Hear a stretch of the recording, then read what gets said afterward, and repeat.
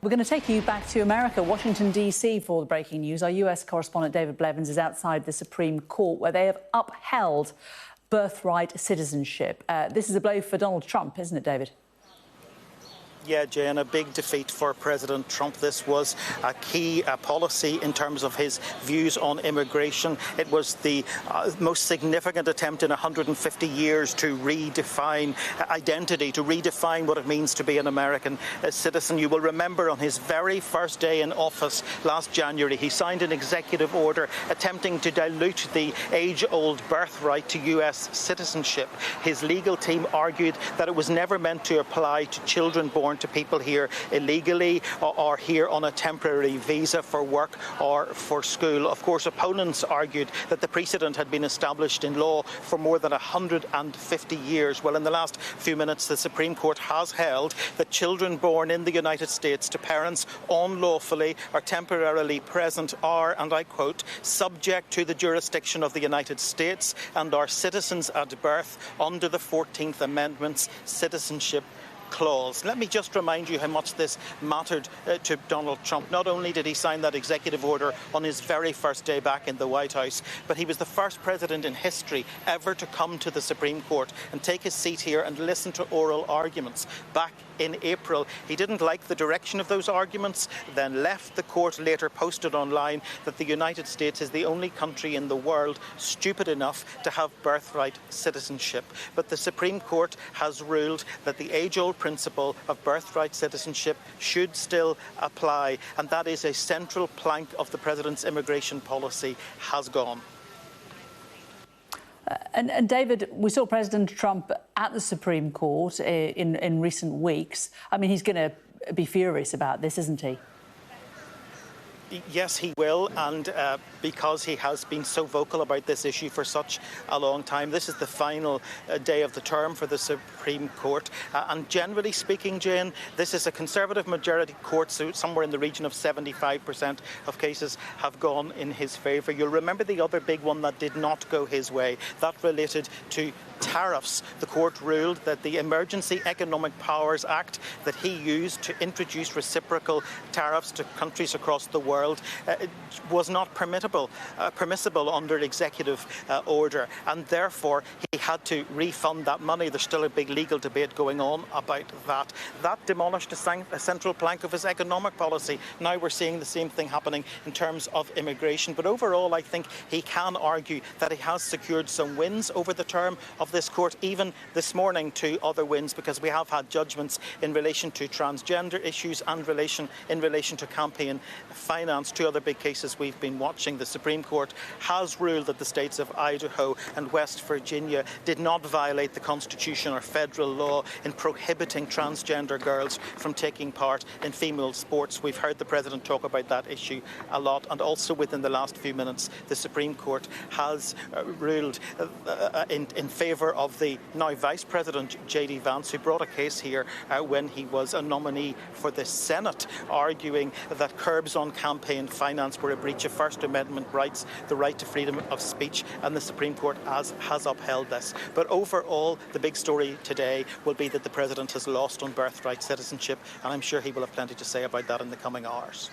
Yeah, and David, it affects more than 250,000 babies born in the US every year, doesn't it? And President Trump is obviously making this all about illegal immigration, but we must remember that of those that are born, many are the children of people who are legally in the US.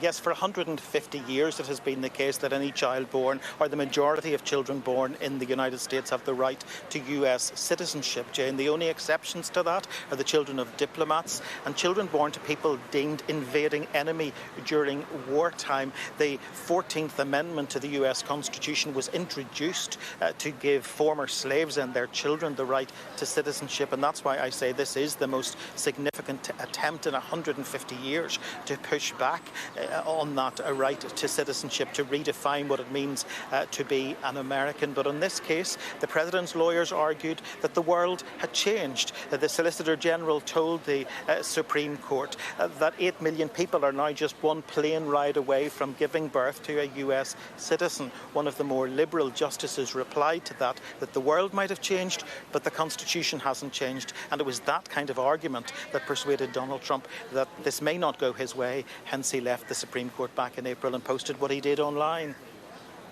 OK, David, thanks very much for now. David Blevins outside the Supreme Court for us in Washington.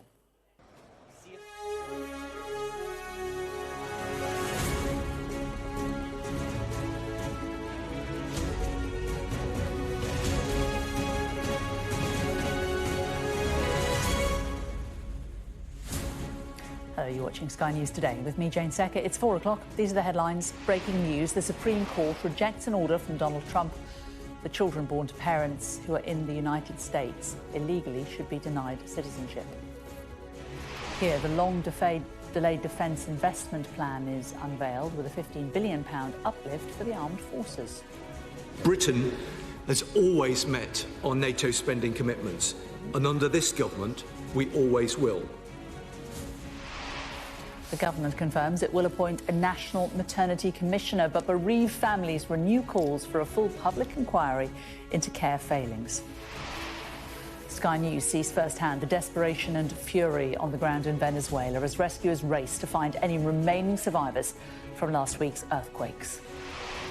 And with just 24 hours to go to England's next match in the World Cup, we catch up on their preparations in the United States.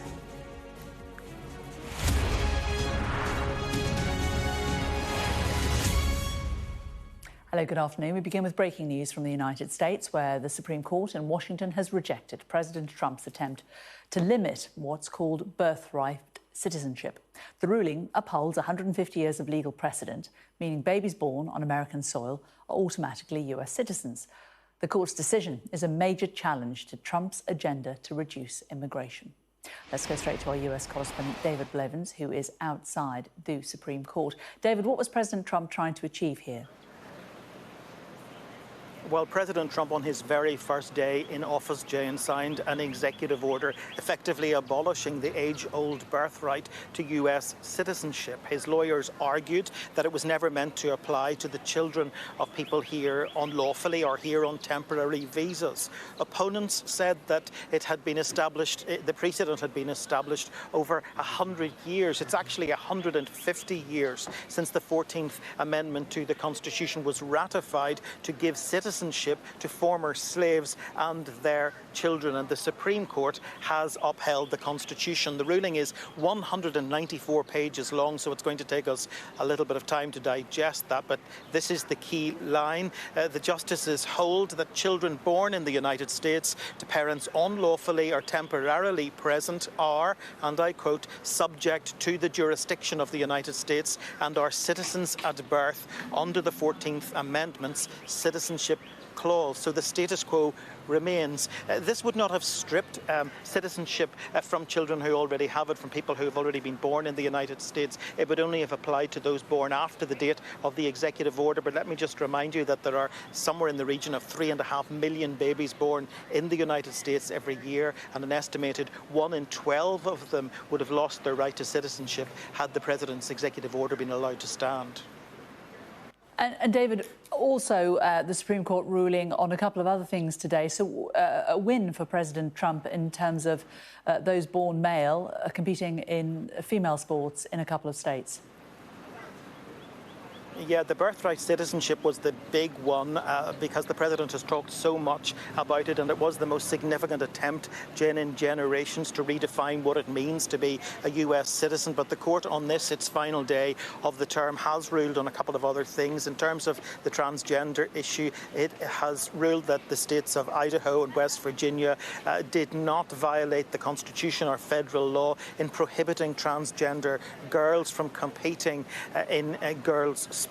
That will be deemed a win for the President, given how often he talks about keeping men out of women's sports. In fact, a short time ago he posted online that this is a big win. The United States Supreme Court just ruled against men playing in women's sports, all capitals. Wow, that takes that ridiculous situation off the table. And in another ruling, it's gone in the direction, in the favour of the now Vice President J.D. Vance, who took a case to the Supreme Court when he was a nominee to the Senate, arguing that curbs on campaign funding were a breach of the First Amendment, his right to freedom of speech, and the Supreme Court has upheld that. So to some extent it's been 2-1 to the President, but the big one is birthright citizenship, and he'll be very disappointed by that. You'll remember that the other big hit he took here earlier in the year related to tariffs, when the Supreme Court decided that the Emergency Economic Powers Act he used to introduce reciprocal tariffs did not apply. He did not have the executive authority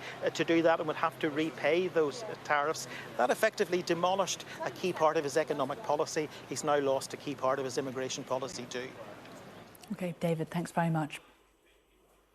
He's lost one of his signature immigration policies by this decision. The Supreme Court upholding the Constitution and striking down that executive order, as you say, that he signed on the very first day back in office. That effectively abolished the long-standing right to citizenship for everyone born here. The President's legal team argued that that should not apply to the children of people here illegally or those here on temporary visas. Of course, opponents would say that the precedent has been established in law for generations and enshrined in the Constitution, actually. The 14th Amendment to the US Constitution was put in place effectively to allow formerly enslaved people and their children to become US citizens. So it's not an exaggeration to say that this was the most significant attempt to redefine what it means to be American in 150 years. But President Trump has lost, and what's the impact of that? Well, somewhere in the region of 3.5 million babies are born in the United States every year. Had his executive order stood, somewhere in the region of 1 in every 12 would have lost the right to citizenship. But it is the US President who has lost this case, and I'm sure he won't be very happy about it because he felt so strongly about this issue. He became the first president in history to actually come to the Supreme Court to hear legal arguments in this case. When he felt those legal arguments weren't going his way, he got up and left, and then posted on Truth Social that the United States is the only country in the world stupid enough to have birthright citizenship. But that birthright citizenship still applies. Yeah, talking of Truth Social, Donald Trump has responded to the ruling, saying this: the Supreme Court upheld birthright citizenship, which is too bad for our country, but we can easily make it up in Congress through legislation with the support of the President that has now been determined during the process. No long and unwieldy constitutional amendment is necessary. Congress should start today to work on ending expensive and unfair to our country birthright citizenship. They will have my complete and total support, President Donald J. Trump. Sí. I'm gonna have, well, Grace is gonna kick us off. Y Casar no está aquí. Grace Bang, right? Well, you start. We have votes. I'm allergic. So yeah. I'm just waiting on Casar. His name's Gregorio? I don't know. Is that a joke? He doesn't like to go by that. Oh, but it is his real name. I like it when you talk dirty. Hey, when I talk to you dirty, cabrón, let me tell you.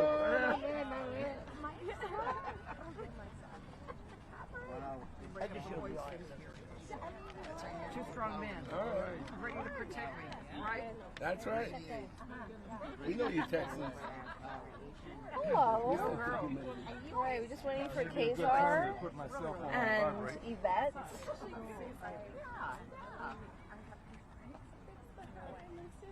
What time is it? Although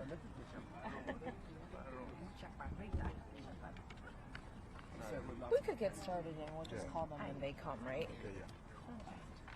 All right, I think we'll get started. We're waiting for 2 more members, but they can join when they come. Hi, everyone. I'm Congresswoman Grace Meng, chair of the Congressional Asian Pacific American Caucus.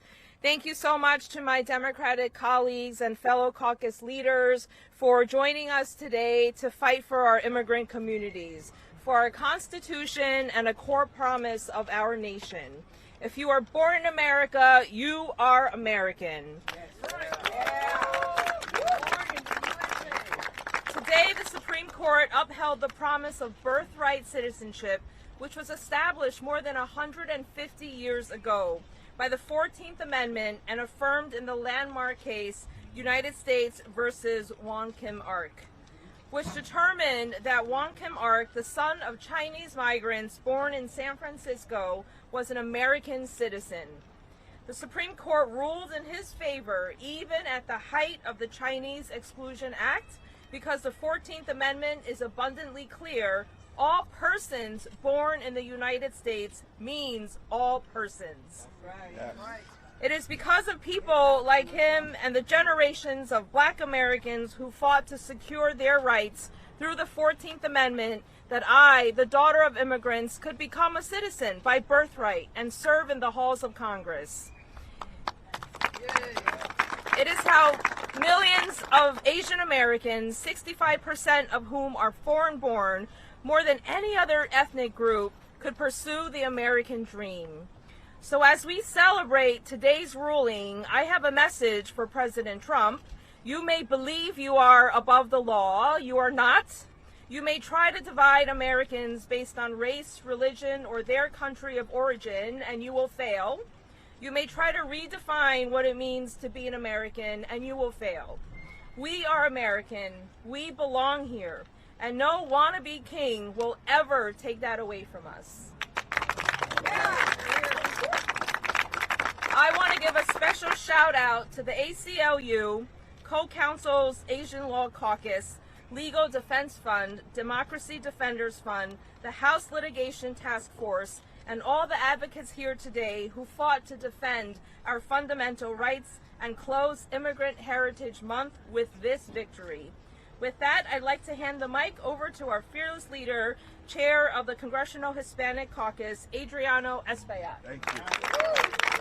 Thank you. Thank you. Grace, thank you.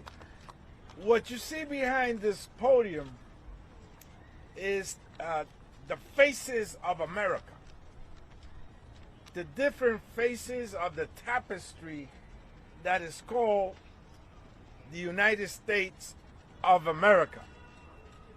An experiment of elastic values that stretches in many directions and many ways. That is what you see right here behind this podium.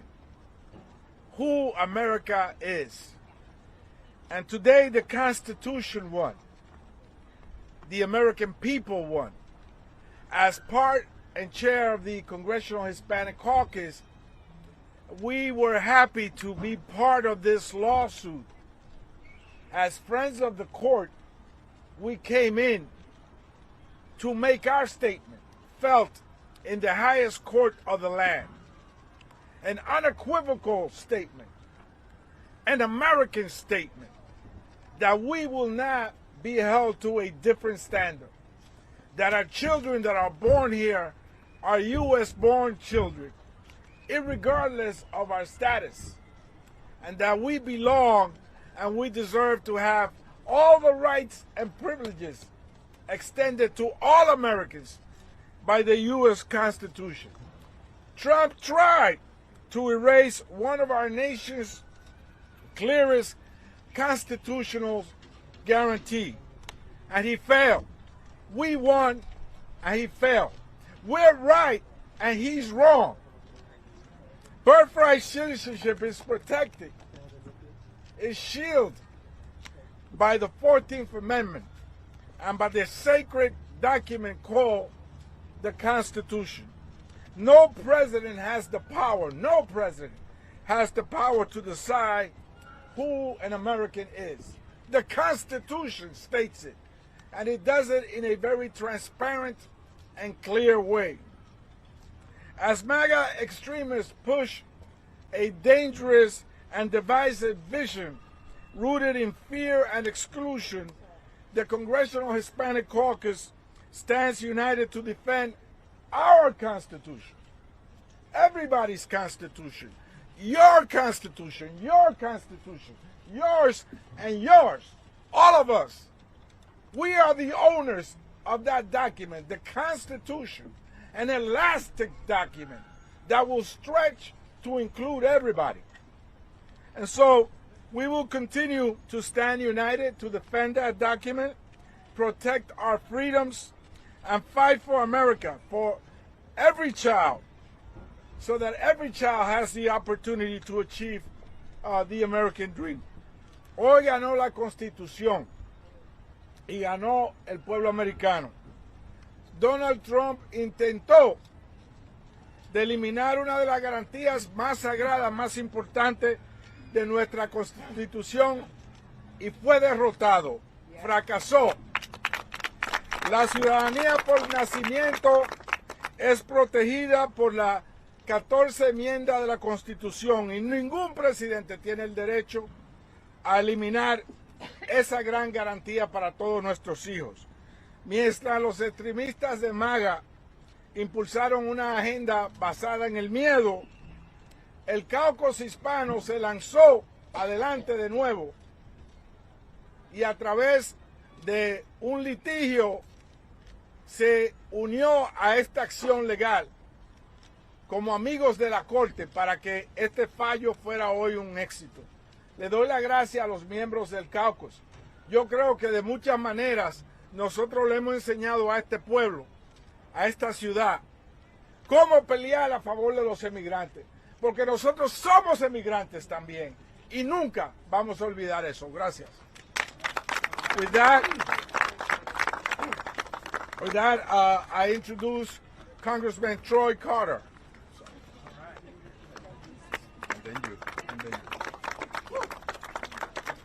Thank you very much. I am Congressman Troy Carter, representing the great state of Louisiana, the first vice chair of the Congressional Black Caucus. I want to thank my colleagues in the House Democratic Caucus for their presence and their leadership here today, for the congressional team of caucuses that you see here today, standing in unison, recognizing the importance of this day and this victory. The 14th Amendment was written into the Constitution during Reconstruction to ensure that no one could deny or question the citizenship of formerly enslaved Americans because of their race.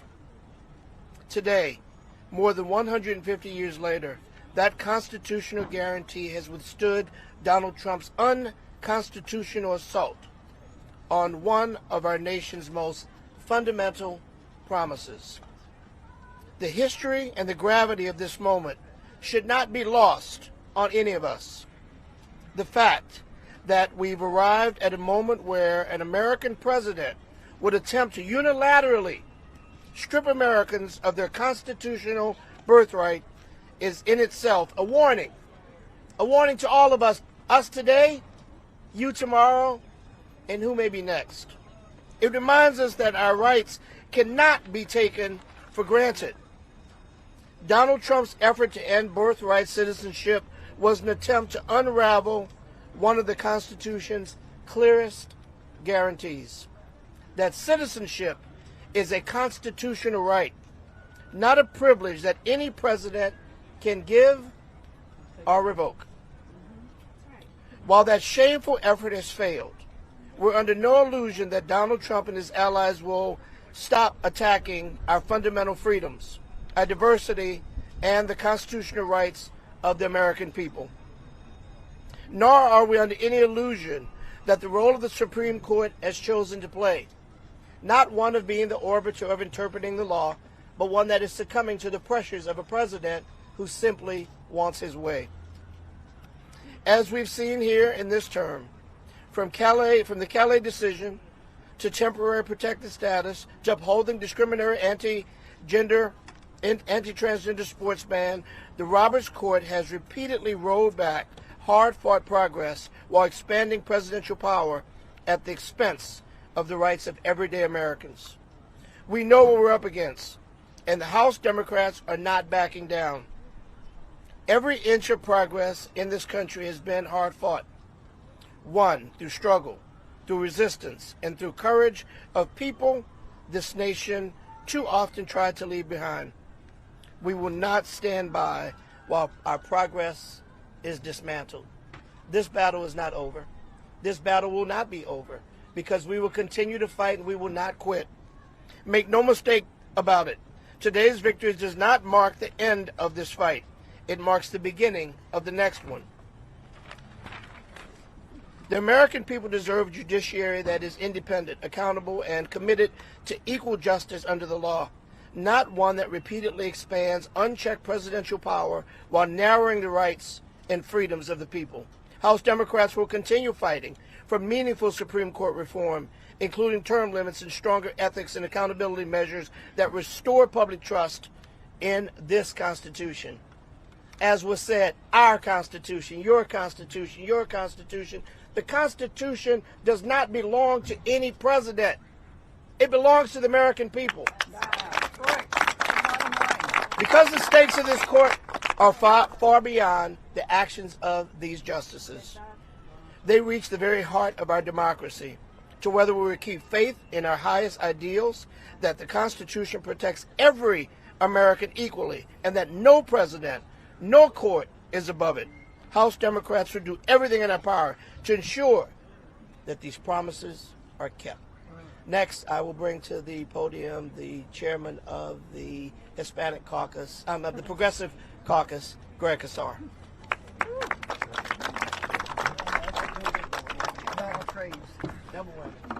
Good morning. I want to thank the leaders of the New Dems and KPAC and the CBC for all of their work on this, and a special recognition to our chairman and leader of the Congressional Hispanic Caucus, Adriano Espaillat. Thank you so very, very much.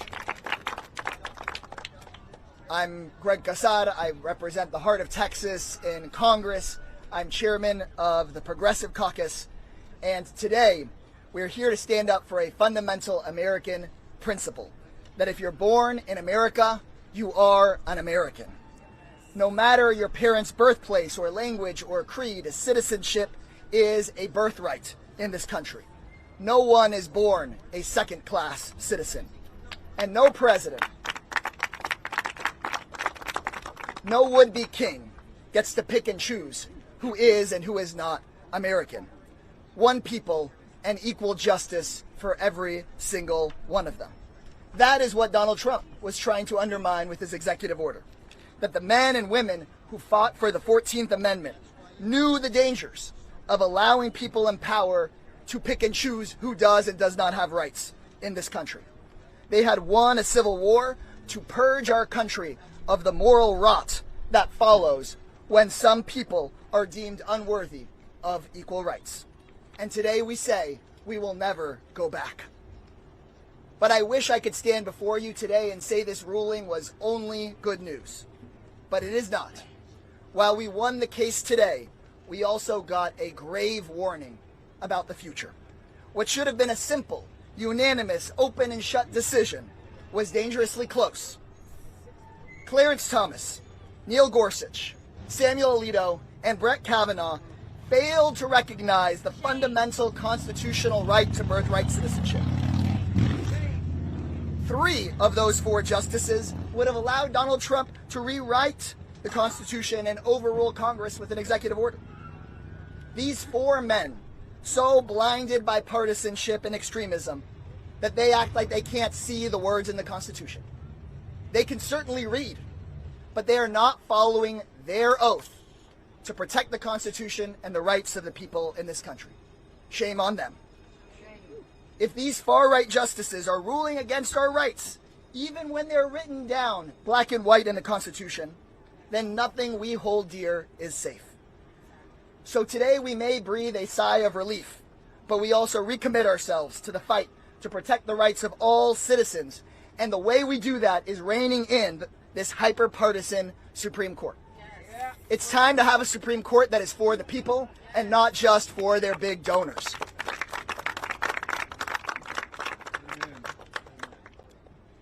And with that, I am proud to call up my friend, a great ally on this work from the New Democratic Coalition, Congressman Derek Tran.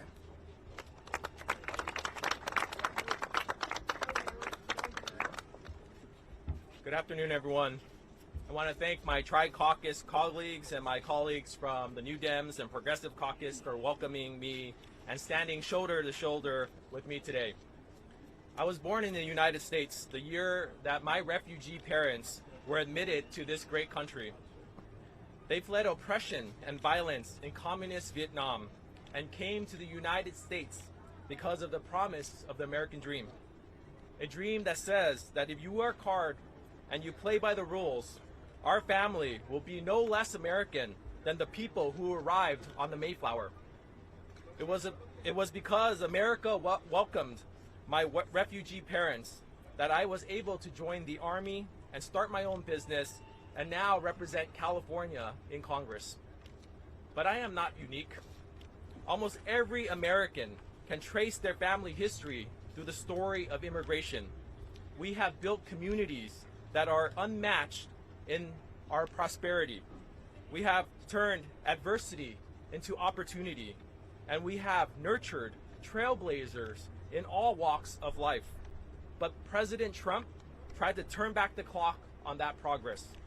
He wanted to sacrifice the prosperity that we have built to just advance his own racist and xenophobic agenda. But the Supreme Court rejected the president's efforts. They affirmed that every child born in the United States is a citizen of the United States, keeping a fundamental principle of the American dream alive. But we know that this is not the end of President Trump's attack on the Constitution. We cannot let up this fight to protect our fundamental rights. The American dream is not a guarantee to us. We have to fight for it each and every day. Thank you so much.